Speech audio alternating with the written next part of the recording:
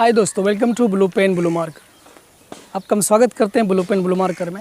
आज हम कुछ नाउन्स को लेते हैं दोस्तों। कुछ नाउन्स ऐसे हैं जो काफ़ी कंफ्यूजिंग है, उसका मीनिंग करीब करीब सेम दिखता है लेकिन एग्जैक्टली सेम नहीं होता है। तो हम कुछ वर्ड्स हैं, आपको स्क्रीन में भी दिख जाएगा, हम उस वर्ड्स को उसको डिफ्रेंशिएट करेंगे, उसका मीनिंग हम आपको बताएंगे। तो चलिए शुरू करते हैं हम लोग विटनेस और एविडेंस से। विटनेस मने भी गवाह होता है, एविडेंस मने भी गवाह होता है, लेकिन दोनों में फ़र्क क्या है? Witness and evidence. विटनेस की बात करें तो वो इन द ह्यूमन फॉर्म होता है। किसी को अगर कोई घटना होती है, अगर कोई वहाँ खड़ा होता है, उसको वो देखता है, तो ये इसको हम बोलेंगे विटनेस। और विटनेस भी कई तरह का होता है। आई विटनेस होता है, चश्मदीद गवाह जिसको हम लोग बोलते हैं, ये तो हुआ विटनेस, किसी इंसान ने देखा, विटनेस, क्लियर। बट एविडेंस होता है, डॉक्यूमेंट्री एविडेंस होता है। मान लीजिए हमको कोई केस है या कोई किसी भी संबंधित कोई अगर केस है, तो हमको उसका अगर सबूत देना होता है, तो हमको वहाँ विटनेस प्रूफ नहीं दिखाना नहीं होता है, हमको वहाँ एविडेंस प्रूफ करना होता है, हमको वहाँ डॉक्यूमेंट्स देने होते हैं, दलील देना होता है। इसको हम लोग बोलते हैं क्या? एविडेंस। तो आपको एविडेंस और विटनेस में फ़र्क का पता चल गया। Evidence and witness. तो विटनेस मानव के द्वारा होता है और विटनेस डॉक्यूमेंट्स के द्वारा होता है, क्लियर है। सेकेंडली हम लोग बात करते हैं रीज़न एंड कॉज। मीनिंग करीब करीब सेम है बट इसमें डिफरेंस है। कॉज का मतलब होता है कि इसको हम परिणाम की तरह भी कह सकते हैं। कोई चीज़ हुआ, क्यों हुआ, उसका कॉज क्या था। जैसे over eating caused diarrhoea. Over eating अगर हमने कर लिया तो उसका परिणाम क्या हुआ? डायरिया हुआ। तो over eating caused diarrhoea, okay. लेकिन रीज़न है दूसरी चीज़। रीज़न ये नहीं है कि परिणाम दिखाता है। जो कुछ कोई सोचता है, कुछ सोचकर जो रीज़न देता है, ऐसा नहीं होना चाहिए। अगर उसने कुछ कहा, आपने सोचकर आपने उसको रीज़न किया, तो ये हुआ आपका रीज़न। अब आप कहीं गए, आपको बोला आपको यहाँ नहीं आना, तो आप सवाल पूछेंगे कि क्यों नहीं आना, रीज़न क्या है? तो दैट इज़ द रीज़न। मेरे ख्याल से रीज़न तो हम लोग इसी को बोलेंगे, लेकिन कॉज और रीज़न में यही फ़र्क है कि कॉज किसी चीज़ का परिणाम को दर्शाता है, लेकिन कॉज परिणाम को नहीं दर्शाता है। बल्कि कुछ होता है, कुछ किया जाता है, उसके बारे में जो इंसान सोचता है ना, कुछ करता है, तो यहाँ हम लोग उसको बोलते हैं क्या? वो हो गया कॉज, ये रीज़न। जैसे ही close the door. He gave me reason why he close the door. उसने रीज़न दिया कि उसने दरवाजे को क्लोज़ क्यों किया। हो सकता है कि साउंड ज़्यादा रूम में आ रही होगी, इसलिए उसने दरवाजे को क्लोज़ कर लिया। तो ये एक रीज़न है। बट अगर हम कॉज में बात करें तो कॉज आप समझ गए, ठीक है ना, कि humidity causes different types of disease. Humidity किसी चीज़ का होता है तो वो कॉज करता है, उसका कारण बनता है। ये ह्यूमिडिटी क्या बनता है? कारण बनता है किसी बैक्टीरिया का या फिर किसी कीटाणु का। तो ह्यूमिडिटी कॉज बना। तो यह हुआ कॉज, मतलब उसका कोई परिणाम निकलता है, बट रीज़न का कोई परिणाम नहीं होता। ये थिंकिंग प्रोसेस है, क्लियर है।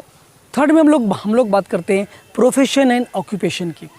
एकदम मिलता जुलता है। प्रोफेशन क्या है, ऑक्यूपेशन क्या है, आपको स्क्रीन में दिख रहा होगा। तो दोस्तों, प्रोफेशन जो है, प्रोफेशन से भी हम लोग रोज़ी रोटी कमाते हैं, ऑक्यूपेशन से भी हम लोग रोज़ी रोटी कमाते हैं। काम धंधा वो भी है। फ़र्क कहाँ लाई करता है? फ़र्क है।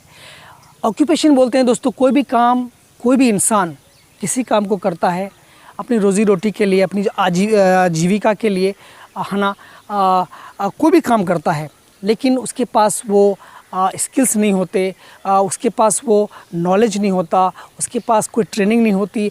ऐसे काम करने को हम लोग बोलते हैं क्या? ऑक्यूपेशन, ठीक है।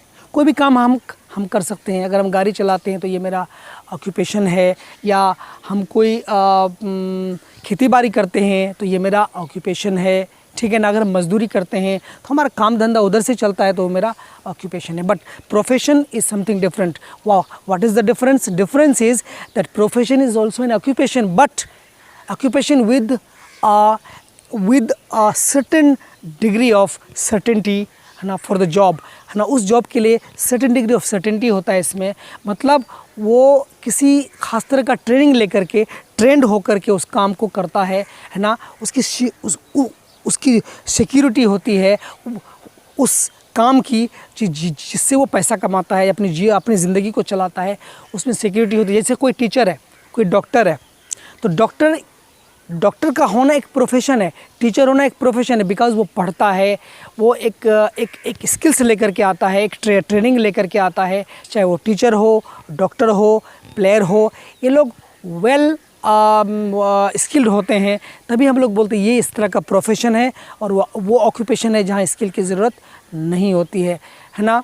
इसको हम लोग बोलते हैं कि कुछ लेबरर्स लोग होते हैं जो स्किल्ड नहीं होते हैं, उसमें स्किल का डेवलपमेंट नहीं होता है, बट येट वो अपनी ज़िंदगी को चलाने के लिए काम करते हैं। ऐसे काम को हम लोग बोलते हैं ऑक्यूपेशन। क्लियर है? नेक्स्ट हम बात करते हैं दोस्तों मिस्टेक एंड ब्लंडर। दोनों का मीनिंग सेम है, मिस्टेक भी वही है, ब्लंडर भी, बट थोड़ा सा फ़र्क है। मिस्टेक मीन्स कहीं भी कोई गलती इंसान से हो जाती है या किसी से हो जाती है, that is called mistake. May be any reason, may be due to any reason, किसी भी कारण से अगर वो गलती कर लेता है तो उसको हम लोग मिस्टेक बोलते हैं। बट ब्लंडर एक तरह का बहुत बड़े मिस्टेक को बोलते हैं, और ये जो ब्लंडर है वो केयरलेसनेस से होता है, मतलब लापरवाही से जो काफ़ी बहुत बड़ा भूल हो जाता है, दैट्स कॉल्ड ब्लंडर। ऐसा नहीं होना चाहिए, बट जब काफ़ी लापरवाही बढ़ जाती है, लापरवाही का ग्राफ काफ़ी ऊपर चला जाता है, तो हम लोग इसको बोलते हैं ब्लंडर। बट कोई छोटा मोटा अगर गलती हो जाती है, कोई रॉन्ग हो जाता है, इसको हम लोग बोलते हैं मिस्टेक। नहीं बोलते इट्स माई मिस्टेक, छोटी मोटी गलती है, no problem. But blunder, carelessness, a large amount, carelessness in the larger amount is called blunder। अब समझिए आप मिस्टेक एंड ब्लंडर में क्या अंतर है। अब हम बात करते हैं वेज और सैलरी के बारे में। तो दोनों देखने में सीधा सेम दिखता है, वेज भी वही है, सैलरी भी वही है, बट फ़र्क है दोस्तों। वेज क्या है? वेज किसी भी मज़दूर को, किसी भी लेबरर को, किसी भी इंसान को जब उसकी मेहनत का फल दिया जाता है घंटे के हिसाब से, दिन के हिसाब से, महीने के हिसाब से, that's called wage. But salary एक फिक्स्ड अमाउंट होता है, ये मंथली होता है और ये फिक्स्ड अमाउंट होता है। ये किसी गवर्नमेंट एम्प्लॉय को दिया जाता है, चाहे वो टीचर हो, डॉक्टर हो या कोई भी प्रोफेशनल हो, उसको सैलरी दी जाती है, वेज नहीं। वेज का मतलब होता है डेली मजदूरी करो, डेली खाओ, मतलब डेली मजदूरी, या घंटे के हिसाब से हो, चाहे वो प्रतिदिन के हिसाब से हो, इसको हम लोग बोलते हैं वेज। तो आप समझ गए, वेज माने भी मजदूरी और सैलरी माने भी मजदूरी। बट सैलरी एक फिक्स्ड होता है जो हमको हर महीने मिलना है, बट वेज ऐसा नहीं है, काम करेंगे तो मिलेगा, नहीं करेंगे तो नहीं मिलेगा। तो this is the largest difference between salary and wage. Clear है? अब रही बात रिप्लाई और आंसर, ये एकदम आपको ठीक ठीक दिख रहा होगा, रिप्लाई एंड आंसर। रिप्लाई मने भी जवाब देना होता है, आंसर मने भी जवाब देना होता है, लेकिन थोड़ा सा फ़र्क है। सर हम लोग रिप्लाई किसी इनविटेशन का देते हैं, हम किसी लेटर का रिप्लाई देते हैं, हम किसी एप्लीकेशन वगैरह जो भी होता है हम उसका रिप्लाई देते हैं। बट हम यहाँ जब कोई हमको डायरेक्टली कोई सवाल पूछता है तो हम रिप्लाई जनरली नहीं करते, हम उसको आंसर बैक करते हैं, हम उसको आंसर देते हैं। जब कोई हमको सवाल पूछता है तो हम उसको जवाब देते हैं, चाहे वो लिखित रूप में हो, चाहे वो मतलब वर्बल रूप में हो। लिखित रूप में जैसे हमको एग्ज़ाम्स में क्वेश्चन पूछा जाता है, वो सर्टेन क्वेश्चंस होते हैं, तो हम उसको रिप्लाई नहीं करते, हम उसको आंसर देते हैं। तो आप समझ गए, अगर आपको किसी ने कोई सवाल पूछा लिखित रूप से, आप एग्ज़ाम देते हैं, तो क्या आप उसको रिप्लाई करते हैं? नहीं, आप आंसर देते हैं, रिप्लाई नहीं करते। लेकिन अगर आपको कोई लेटर लिखता है तो आप क्या करते हैं? उसको रिप्लाई देते हैं, उसका जवाब देते हैं। तो आप समझ गए रिप्लाई का मतलब क्या हुआ और आंसर का मतलब क्या हुआ। What is the difference between this two words, reply and answer. Clear? करते हैं डिस्कशन की और कन्वर्सेशन की। बहुत ही जनरली हम लोग इसको डिस्कशन बोलते हैं, हम लोग कन्वर्सेशन बोलते हैं दोस्तों। दोनों का मतलब सेम है, दोनों का मतलब बातचीत होता है, लेकिन उसका जो बैकग्राउंड है थोड़ा सा अलग है। क्या बैकग्राउंड है दोस्तों? अब देखिए, अगर हम बात करें कन्वर्सेशन, तो कोई भी व्यक्ति, 2 व्यक्ति, 3 व्यक्ति, 4 व्यक्ति जब आपस में बैठता है, या 2 व्यक्ति आपस में जो बातचीत करता है है ना, ऐसे ही बात करता है ना, इनफॉर्मली कुछ भी किसी भी बना किसी भी चीज़ में है ना बात करता है, तो इसको हम लोग बोलते हैं, इसका कोई इम्पोर्टेंस नहीं होता है, कोई मना ज़्यादा महत्व नहीं होता है, उसको हम लोग बोलते हैं कन्वर्सेशन, बातचीत।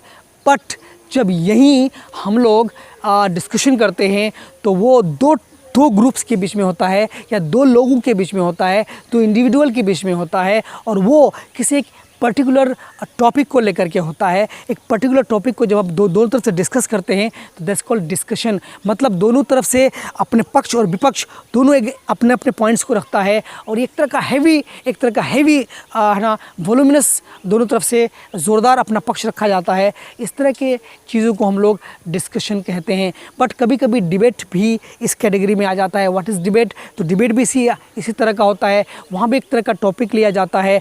पर डिस्कशन और डिबेट करीब करीब सिमिलर हैं, पर कन्वर्सेशन बहुत ही अलग है। किसी भी दो व्यक्ति के बीच या कई व्यक्ति के बीच जो नॉर्मली बातचीत होती है, दैट्स कॉल्ड क्या? कन्वर्सेशन। तो कन्वर्सेशन और डिस्कशन और डिबेट में आपको फ़र्क पता चल गया। तो चलिए, ये कुछ इस तरह कंफ्यूज करने वाले नाउन्स थे। अगर आपको भी कुछ इस तरह के वर्ड्स भी आपको कभी कुछ अगर कंफ्यूज हो जाते हैं आप, तो आप हमें भेज सकते हैं, आप हमें कमेंट कर सकते हैं, हम आपका उसका जवाब आपको हम ज़रूर देंगे।